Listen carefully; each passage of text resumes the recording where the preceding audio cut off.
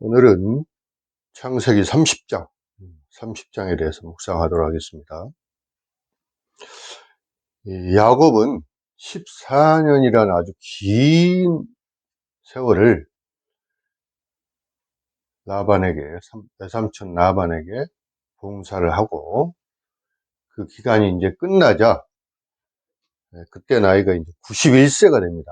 이 91세가 된 야곱은 본토 고향집으로 돌아갈 결심을 하고요. 그의 아내들과 자식들을 데리고 가게 해달라고 외삼촌 라반에게 요청을 합니다.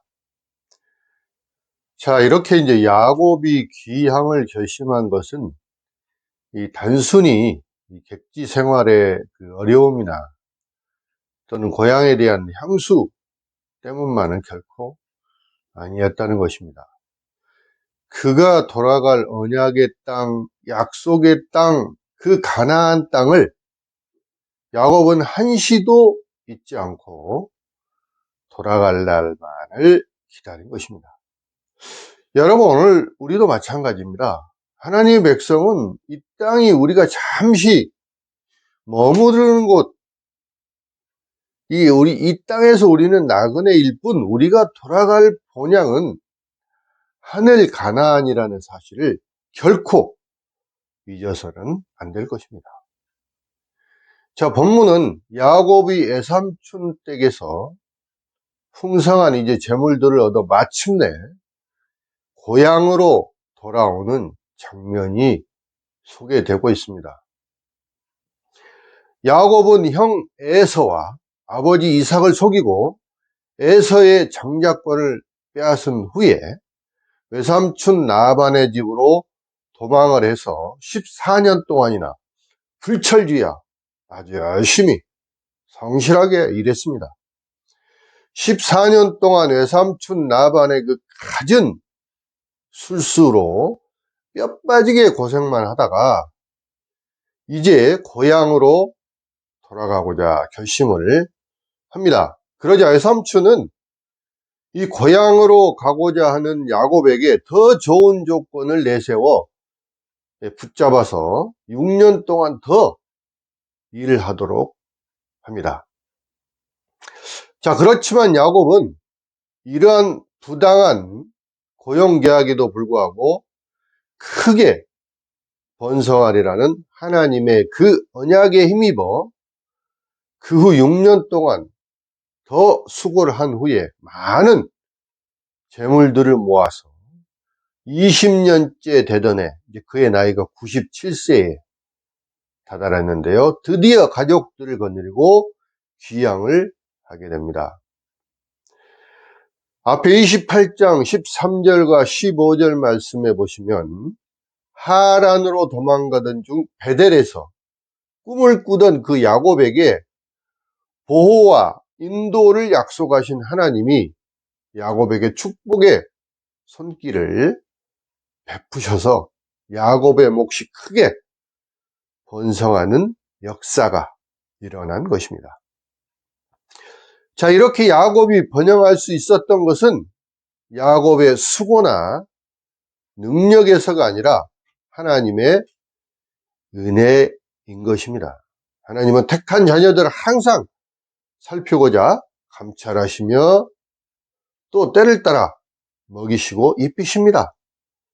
자, 마태복음 6장 25절 말씀에도 주님은 목숨을 위하여 무엇을 먹을까, 무엇을 마실까, 무엇을 입을까 염려하지 말라고 말씀하십니다. 하늘에 나는 새 한 마리, 들의 풀 한 포기까지도 입히고 기르시는 하나님께서 택한 자녀들을 외면하시겠습니까? 자, 그렇다면 이 시간 야곱에게 일어난 하나님의 축복은 무엇인지 살펴보고 몇 가지 교훈을 얻기를 원합니다. 먼저 같이 지내던 외삼촌 라반에게도 복이 함께 했습니다. 자, 외삼촌 라반은 야곱을 붙잡아 두기 위해서 여호와 하나님을 인정하는 것처럼 말했지만 그는 여호와를 믿지도 않고 또 여호와를 많은 신 중에 하나로 생각했던 그런 사람입니다. 그리고 그는 하나님을 정확히 또한 알지도 못했습니다. 그럼에도 불구하고 하나님은 야곱이 봉사하는 나반에게도 큰 은총을 베풀어 주셨습니다. 자, 이처럼 하나님의 사람과 관계를 맺고 있다는 그 이유 하나만으로도 세상적인 축복을 받기도 합니다.